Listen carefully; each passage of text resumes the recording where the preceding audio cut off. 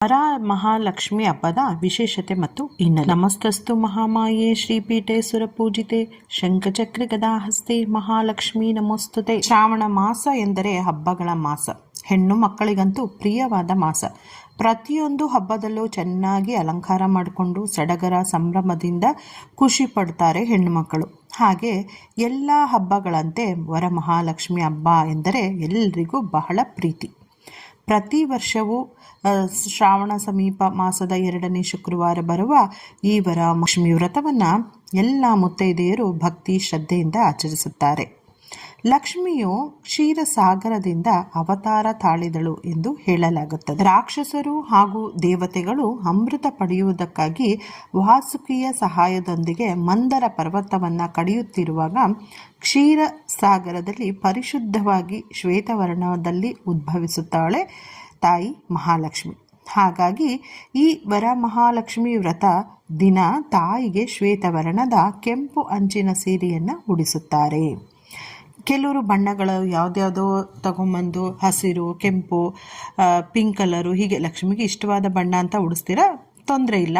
ಆದರೆ ವ್ರತದ ನಿಯಮದ ಪ್ರಕಾರವಾಗಿ ಶ್ವೇತವರ್ಣದ ಸೀರೆ, ಕೆಂಪು ಅಂಚಿನ ಬಾರ್ಡ್ರ್ ಇರುವಂತಹ ಸೀರೆಯನ್ನು ಉಡಿಸ್ತಾರೆ. ಅದು ತುಂಬ ವಿಶೇಷವಾಗಿರುತ್ತೆ ಮತ್ತು ಲಕ್ಷ್ಮಿಗೆ ಶುದ್ಧತೆ ಸಂಕೇತ ಆಗಿರಬೇಕು. ಈ ಹಬ್ಬದ ದಿನ ಮುಂಜಾನೆ ಎದ್ದು ಮನೆಯನ್ನು ಶುಚಿಗೊಳಿಸಿ ರಂಗೋಲೆ, ತಳಿರು, ತೋರಣ, ಅಲಂಕಾರ, ನಾವು ಅಭ್ಯಂಜನ ಸ್ನಾನ, ಹಾಗೆ ಶುಭ್ರವಾದ ಬಟ್ಟೆಯನ್ನು ತೊಟ್ಟು ಹೀಗೆ ಶ್ರಾವಣ ಮಾಸದಲ್ಲಿ ನಾವು ತಯಾರಾಗ್ತೀವಿ. ಹಾಗೆ ಬಿಂದಿಗೆಯಲ್ಲಿ ಪ್ರಕಾರ ಅಂದರೆ ನಮ್ಮ ಯಥಾಶಕ್ತಿ ಕಳಶವನ್ನು ಅಂದರೆ ಬೆಳ್ಳಿ ಚೊಂಬು, ತಾಮ್ರ ಚೊಂಬು ಹೀಗೆ ಯಾವ ಚೊಂಬು ನಮ್ಮ ಯಥಾಶಕ್ತಿಯನ್ನು ತೋರಿಸುತ್ತೋ ಆ ಚೊಂಬಿನಲ್ಲಿ ನಾವು ನೀರನ್ನು ತುಂಬಿಸಿ ನಾವು ಖರ್ಜೂರ, ದ್ರಾಕ್ಷಿ, ಗೋಡಂಬಿ ಹೀಗೆ ಬಾದಾಮಿ ಮತ್ತು ತಟ್ಟೆಯಲ್ಲಿ ಅಕ್ಕಿಯನ್ನು ಇಟ್ಟು ಕಳಶವನ್ನು ವಿಳ್ಯದೆಲೆ ಅಥವಾ ಮಾವಿನ ಎಲೆಯನ್ನು ಹಾಕಿ ಅರಿಶಿಣ ಹಚ್ಚಿ ಮುಖವಾಡ ಇದ್ದರೆ ಮುಖವಾಡವನ್ನು ಹಾಕಿ ತೆಂಗಿನಕಾಯಿಗೆ ಇರುವಂತಹ ಒಡವೆಗಳಿಂದ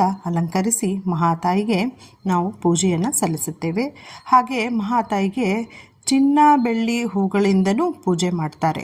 ಆದರೆ ಹೂಗಳೆಂದರೆ ತುಂಬ ಪ್ರಿಯ. ಅದರಲ್ಲೂ ಕಮಲದ ಹೂ, ಬಿಲ್ಪತ್ರೆ ಎಂದರೆ ಮಹಾತಾಯಿಗೆ ತುಂಬ ಪ್ರೀತಿಯಾಗುತ್ತೆ. ಬಿಲ್ವ ವೃಕ್ಷದಲ್ಲಿ ಮಹಾತಾಯಿ ನೆಲೆಸಿದ್ದಾಳೆ. ಹಾಗೆ ಬಿಲ್ವ ಪತ್ರೆಯಿಂದ ಪೂಜೆ ಮಾಡಿದರೆ ತಾಯಿ ಬೇಗ ಒಲಿಯುತ್ತಾಳೆ ಅನ್ನುವ ನಂಬಿಕೆಯಿದೆ. ಹಾಗೆ ಪುರಾಣಗಳಲ್ಲೂ ಇದು ಉಲ್ಲೇಖವಾಗಿದೆ. ಸಾಮಾನ್ಯವಾಗಿ ಲಕ್ಷ್ಮೀ ಪೂಜೆಯನ್ನು ಗೋಧೂಳಿ ಸಮಯದಲ್ಲಿ ಮಾಡಿದರೆ ಶ್ರೇಷ್ಠ ಎನ್ನುವುದು ನಂಬಿಕೆ. ಆದರೆ ಈ ಆಧುನಿಕ ಜೀವನದ ಒತ್ತಡದಲ್ಲಿ ಯಾರಿಗೂ ಉಪವಾಸ ಮಾಡಲು ಸಾಧ್ಯವಾಗುವುದೇ ಇರುವುದಿಲ್ಲ.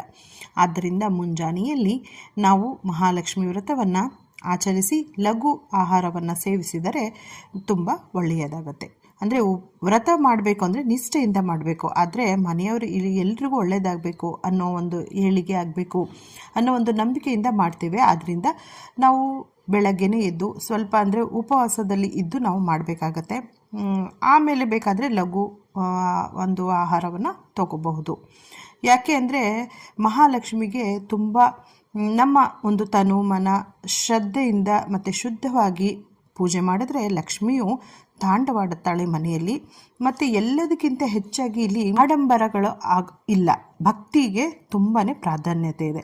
ಆದ್ದರಿಂದ ನಾವು ಮಹಾಲಕ್ಷ್ಮಿಗೆ ವ್ರತವನ್ನು ಭಕ್ತಿ ಮತ್ತು ಶ್ರದ್ಧೆಯಿಂದ ಲಕ್ಷ್ಮಿಗೆ ಇಷ್ಟವಾದ ಕಮಲದ ಹೂ ಮತ್ತು ಒಂದು ಕಡಲೆಕಾಳಿನ ನೈವೇದ್ಯ ಉಸಲಿಯನ್ನು ಮಾಡಿ ಮಹಾತಾಯಿಗೆ ನಾವು ಇಟ್ಟರೆ ಸಾಕು, ಮಹಾಲಕ್ಷ್ಮಿ ಒಲಿತಾಳೆ.